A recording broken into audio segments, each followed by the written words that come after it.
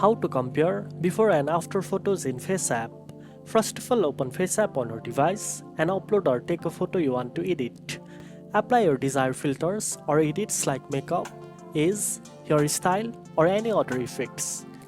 Once the edits are applied, you can easily compare the before and after photos by tapping and holding on the image. This lets you quickly view the unedited photo. Release your finger to switch back to the edited version. This quick toggle helps you see the difference clearly.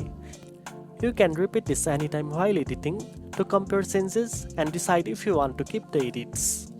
This feature makes it simple to evaluate your adjustments in real time without losing your progress.